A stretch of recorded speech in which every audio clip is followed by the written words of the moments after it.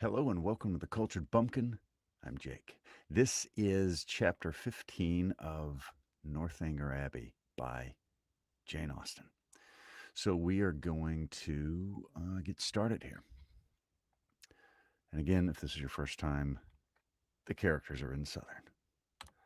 Okay, there's lots of wonderful RP British type of audiobooks, and this one's just, this is a little different. So let's see, where are we? Chapter 15.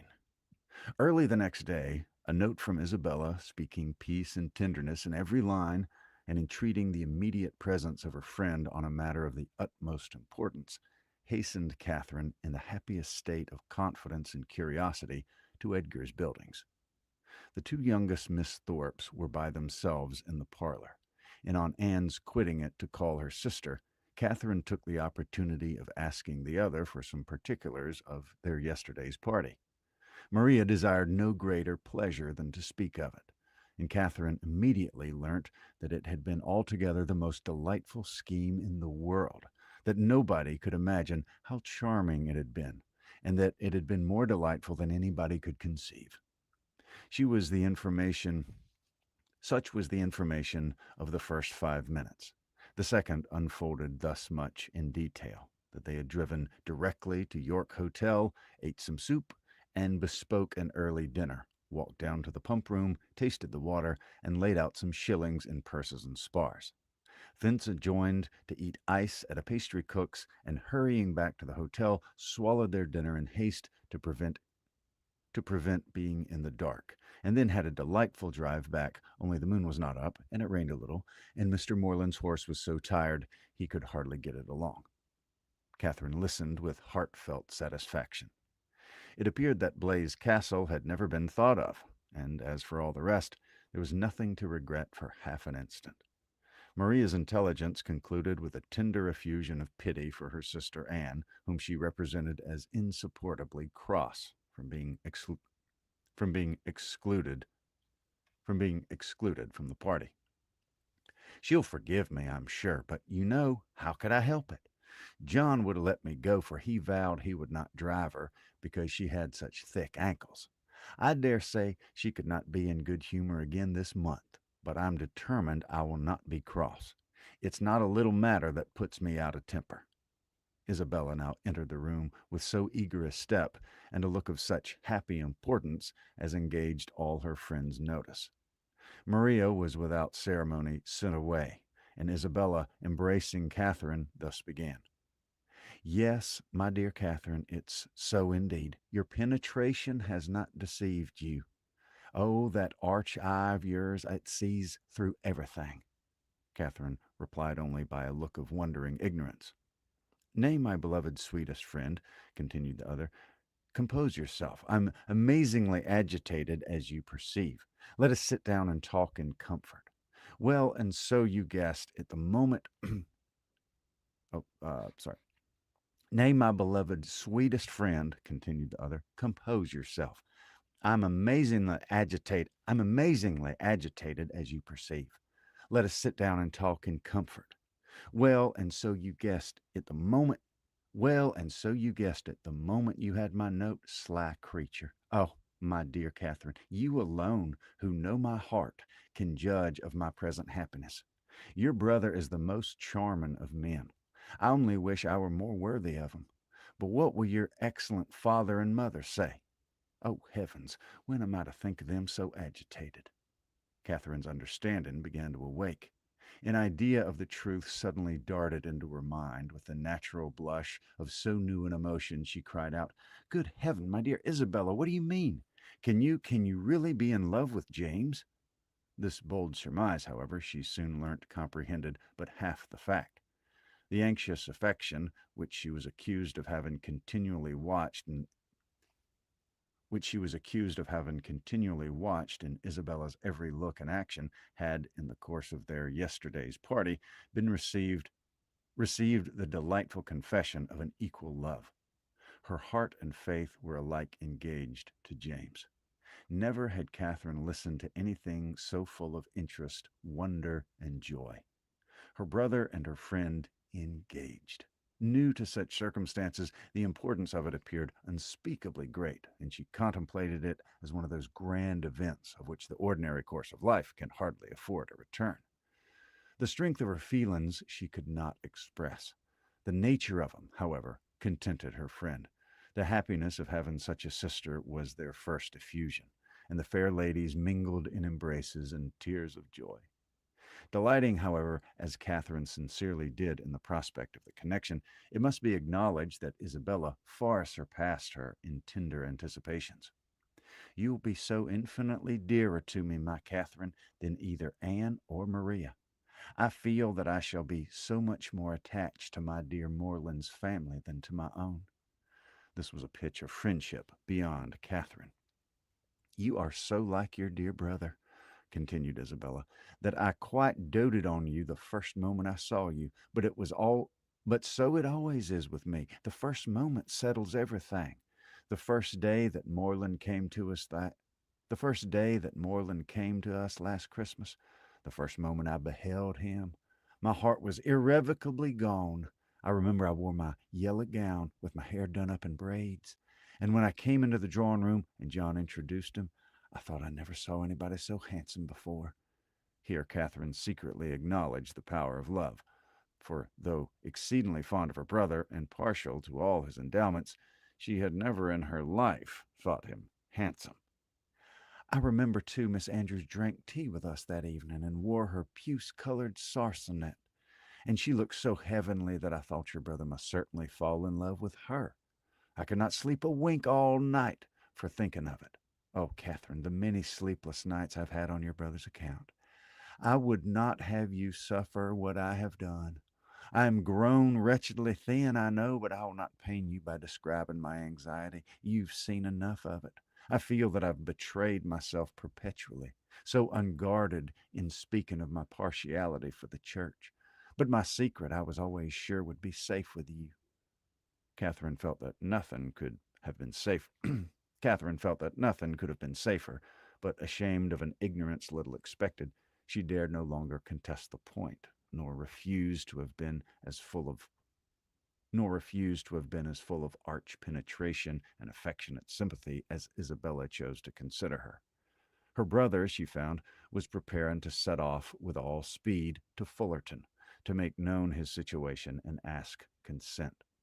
And here was a source of some real agitation to the mind of Isabella.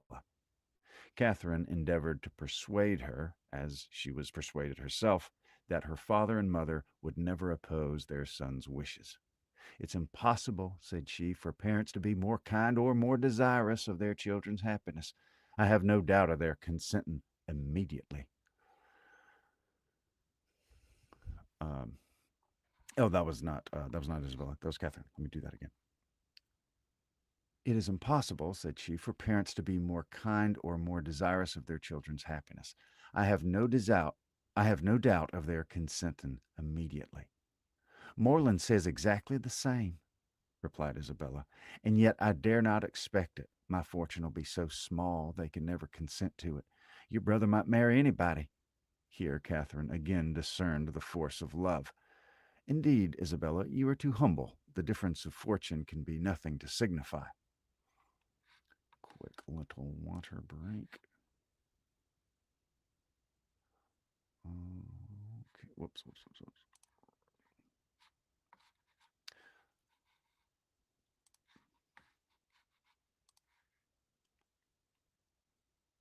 Whether you're live or catching the replay, thank you very much for watching. And definitely subscribe if you haven't, and like the video as well, like the little boop, the little button, the little thumb button. I'd appreciate it. Okay. Oh, my sweet Catherine, in your generous heart I know it would signify nothing, but we must not expect such disinterestedness. But we must not expect such disinterestedness in many. As for myself, I am sure I only wish our situations were reversed.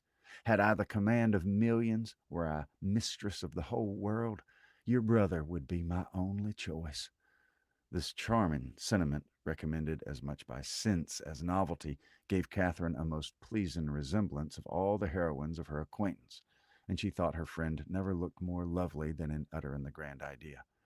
"I'm sure they'll consent," was her frequent declaration. "I'm sure they'll be delighted with you." "For my own part," said Isabella, "my wishes are so moderate that the smallest income in nature would be good enough for me. Where people are really attached, is poverty itself is wealth. Grandeur I detest. I would not settle in London for the universe. A cottage in some retired village would be ecstasy. There are some charming little villas about Richmond." "Richmond!" cried Catherine. "You must settle nearer Fullerton. You must be near us." "I'm sure I shall be miserable if we do not. If I can but be near you, I shall be satisfied. But this idle talking, I will not allow myself to think of such things till we have your father's answer. Moreland says that by sending it tonight to Salisbury, we may have it tomorrow. Tomorrow? I know I shall never have courage to open the letter. I know it'll be the death of me." A reverie succeeded this conviction, and when Isabella spoke again, it was to resolve on the quality of her wedding gown.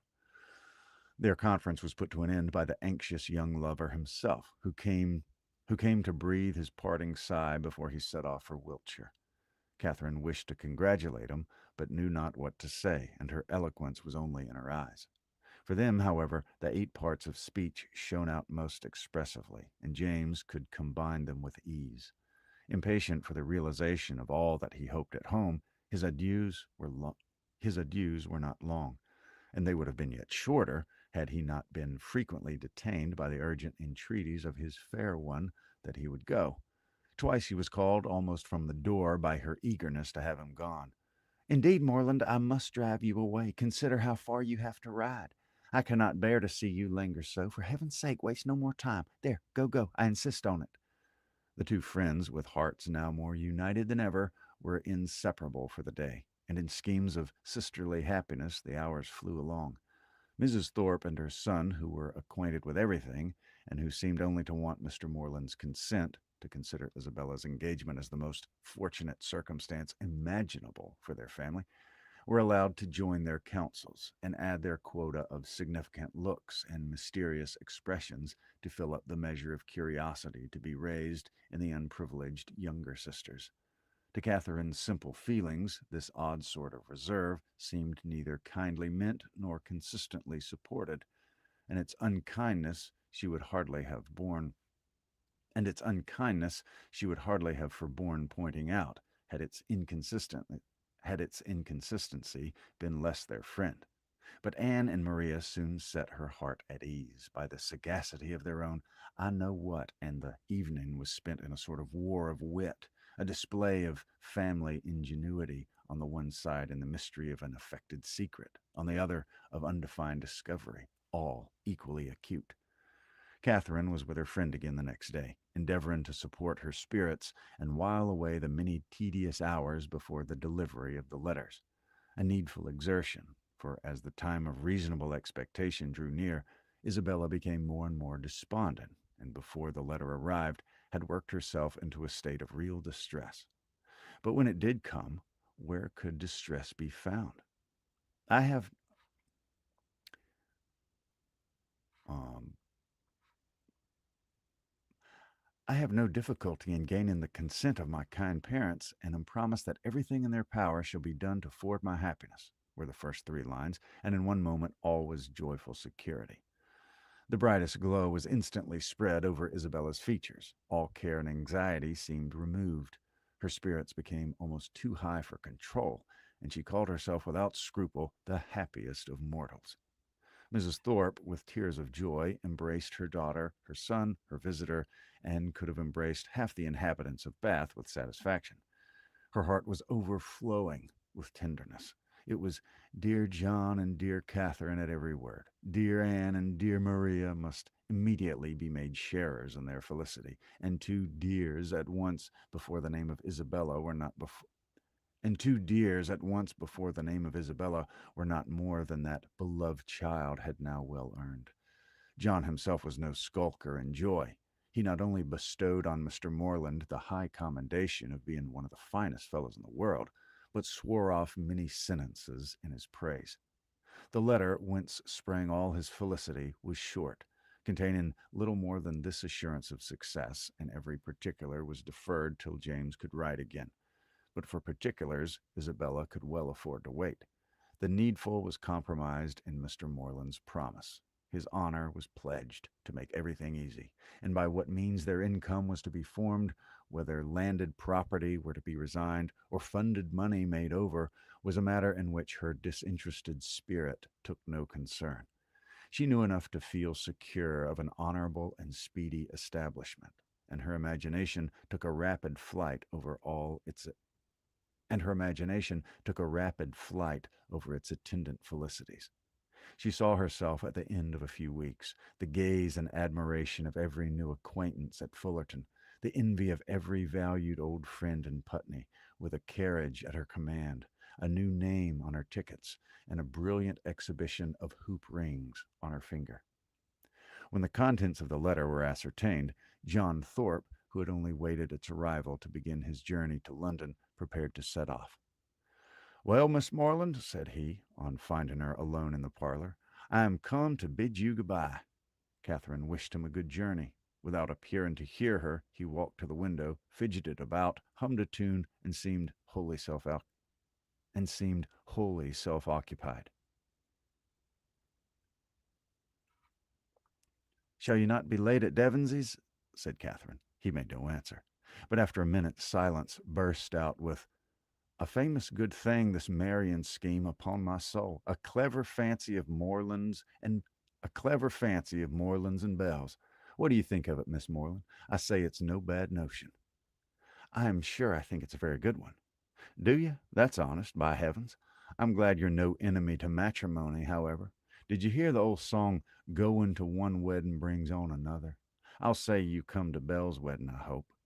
"Yes, I've promised your sister to be with her, if possible." "And then you know," twisting himself about and forcing a foolish laugh, "I say, then you know, we may try the truth of this same old song." "May we? But I never sing. Well, I wish you a good journey. I dine with Miss Tilney today, and must now be going home." "Nay, but there's no such confounded hurry. Who knows we may be who knows when we shall be together again? Not that it shall not but not but that I shall be down again by the end of a fortnight, and a devilish long fortnight it'll appear to me." "Then why do you stay away so long?" replied Catherine, finding that he waited for an answer. "That's kind of you. However, kind and good natured.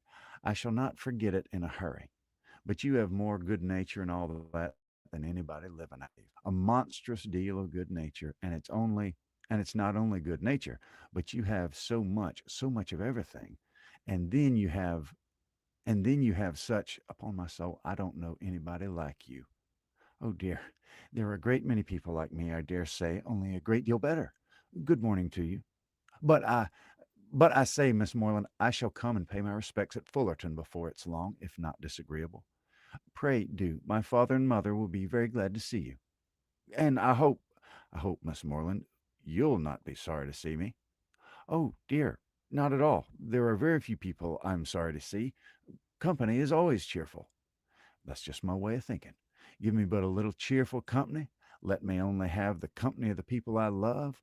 Let me be only where I like and with whom I like, and the devil take the rest, say I. And I'm heartily glad to hear you say the same. But I've a notion, Miss Moreland, you and I think pretty much alike upon most matters." "Perhaps we may, but it's more than I ever thought of. And as to most matters, to say the truth, there are not many that I know there are not so many that I know my own mind about." "By Jove, no more do I. It's not my way to bother my brains with what does not concern me. My notion of things is simple enough. Let me have let me only have the girl I like, say I, with a comfortable house over my head, and what care I for all the rest? Fortune is nothing. I'm sure of a good income of my own, and if she had not a penny, why, so much the better." Almost done, almost to the end.